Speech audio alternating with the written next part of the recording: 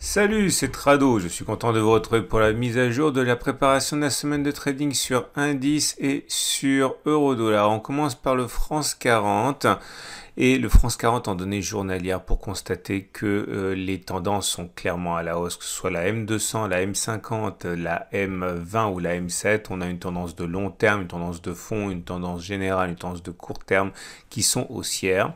Dans ces circonstances, les traders généralement cherchent avant tout à suivre la tendance et à acheter. Première solution, certains seront tentés par un achat lors de la cassure de la résistance journalière des 6187-6200. Sans doute mettront-ils un stop loss en cas de retour en dessous de cette zone, puisque normalement c'est une zone qui aura changé de polarité en devenant support. Si le support casse, il y a de fortes chances pour qu'on revienne sur le support suivant. Autre solution, attendre un retour et un signal éventuel sur toute cette zone des 6080-6100 correspondant à un support hebdomadaire et journalier. Dernière solution, sans doute pas pour cette semaine, un retour sur le support journalier de 5883-5916. Autre possibilité, bien sûr, descendre d'unité de temps et regarder les données 4 heures. Évidemment, ceux qui veulent spéculer à la baisse sur la résistance actuelle doivent savoir qu'ils prennent un risque puisque c'est une résistance, certes, mais sur une tendance qui est haussière sur la même unité de temps. C'est un petit peu plus risqué, mais ceux qui ont des signaux de qualité peuvent sans doute essayer. Le stop loss sera mis en cas de passage au-dessus de la résistance journalière. On regarde donc les données H4, les données 4 heures. Avant ça, les bougies Aiki Nashi indiquent que la tendance est toujours haussière, mais mollement. Vous voyez, les bougies sont vertes, donc la pression est toujours à la hausse, mais la petitesse des corps et la grandeur toute relative des mèches par rapport au corps montre bien que si la pression est évidemment encore haussière, elle l'est de moins en moins. On regarde donc les données 4 heures.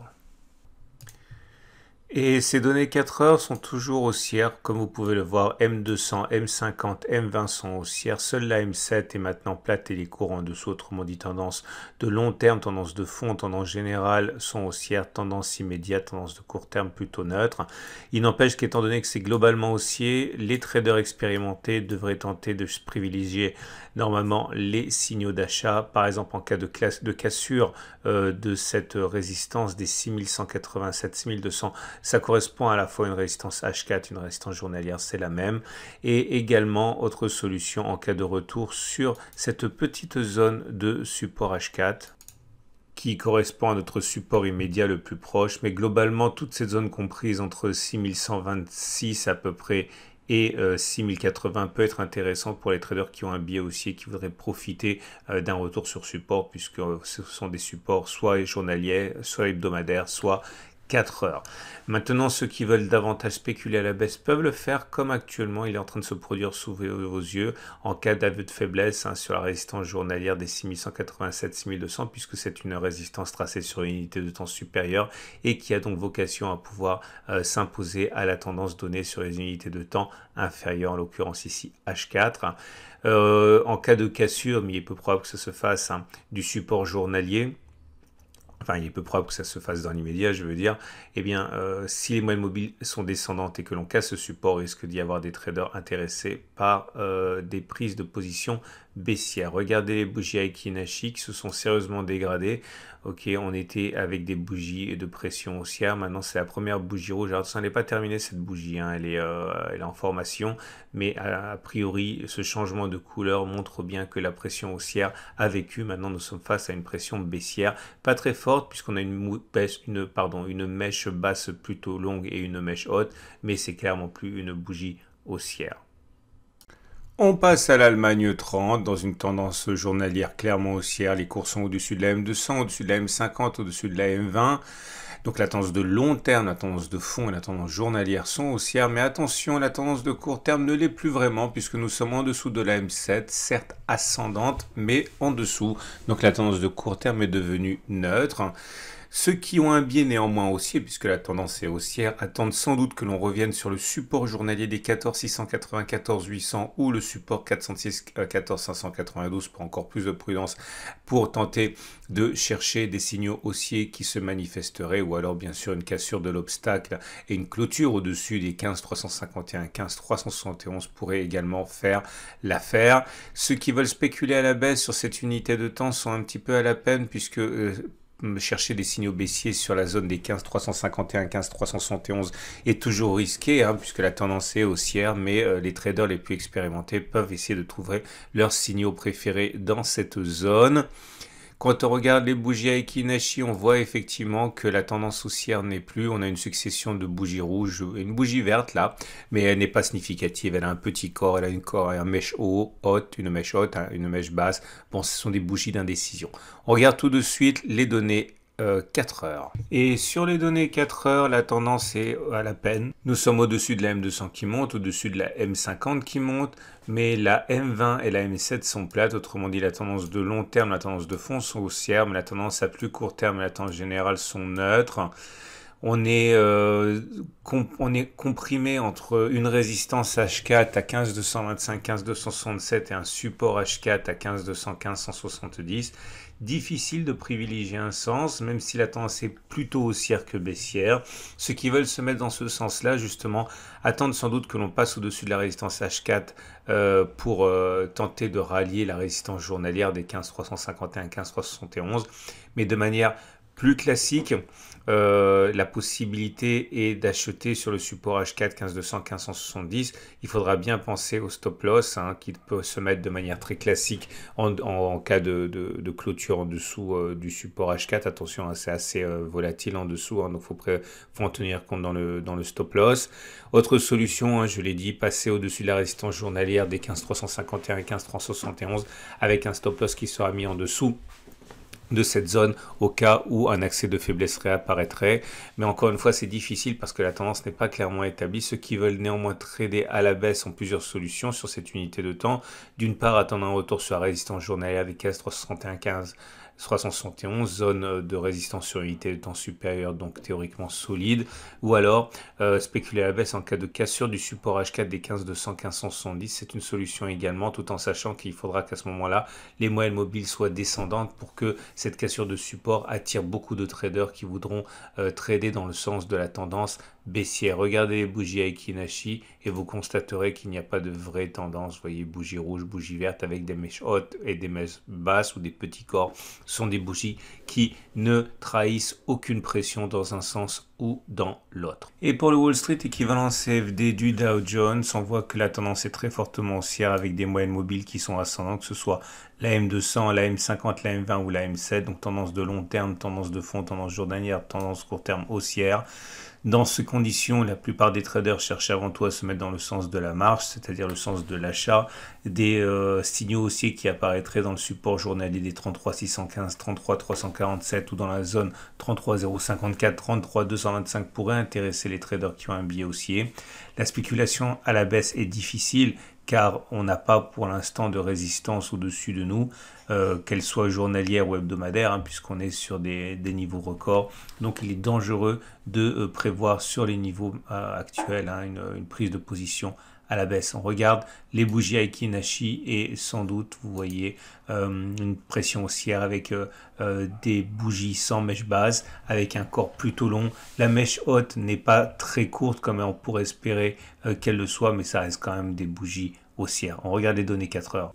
Et sur les données 4 heures, la tendance également est fortement haussière. Dans ces conditions, les traders veulent, vous le savez, en priorité généralement acheter trouver des points d'entrée. Ce sera le cas si on passe au-dessus de la résistance H4 33 785, 33 804 ou si on revient sur la zone 33 544, 33 627. Mais globalement, toute la zone journalière, ici est une zone de support en données supérieures. Donc les traders seront sans doute vigilants à la saisie de signaux haussiers qui pourraient apparaître. Le trade à la baisse est plus risqué. Bien sûr, un échec sur la résistance H4 33 785, 33 804 avec en particulier une divergence baissière pourrait attirer les chasseurs de signaux baissiers, mais c'est toujours compliqué de spéculer à la baisse lorsque la tendance sur la même unité de temps est haussière. Regardez les bougies Aiki-Nashi qui sont pas de toute beauté puisque comme vous pouvez le constater, on voit apparaître la première bougie rouge. Alors elle n'est pas définitive, cette bougie rouge elle est en construction, mais le fait que les bougies vertes précédentes étaient de moins en moins longues avec des corps et de plus en plus réduits, j'ai envie de dire, militer dans le sens d'une pause sur le Wall Street. Et concernant le Nasdaq, c'est-à-dire l'US Texan en CFD, c'est la même chose. La tendance est clairement établie à la hausse en les données journalières avec une M200, une M50, une M20, une M7 ascendante. Néanmoins, on est au contact d'un support important, enfin une résistance pardon, importante. Il s'agit de la résistance des 13 874, 13 911 qui correspond à la résistance hebdomadaire et journalière. Donc il faut faire attention. Ceux qui veulent justement acheter pour se mettre dans le sens de la tendance attendent sans doute que l'on passe au-dessus et que l'on clôture au-dessus des 13 911 à peu près, enfin cette zone grise-orange, afin d'écarter l'obstacle avant d'acheter. Ou alors que l'on revienne sur cette grande zone grise ici, des 12 000, 12 470, qui me semble quand même difficilement faisable cette semaine. Ceux qui veulent par contre spéculer à la baisse ont une opportunité s'ils trouvent leur signal préféré dans cette résistance hebdomadaire des 13 850, 13 900, puisque c'est une zone tracée sur les unités de temps hebdomadaires, donc susceptible de s'imposer à la tendance journalière. On regarde les bougies Aiki-Nashi et ces bougies Aiki-Nashi sont plutôt de bonne facture avec des corps verts, avec des mèches relativement réduites en haut et une absence de mèches en bas. Ça reste quand même très haussier. On regarde les données 4 heures. Et sur les données intraday pour l'US Texan, on voit une belle tendance haussière. Les cours sont au-dessus de la M200, de la M50, de la M20 et de la M7. Néanmoins, on est au contact d'une résistance et ceux qui veulent se mettre dans le sens de la tendance et acheter, normalement, ce serait au-dessus de la résistance H4 des 13 854, mais là, cela présente quand même l'inconvénient majeur de nous mettre nez à nez avec les résistances journalières hebdomadaires, donc c'est assez dangereux.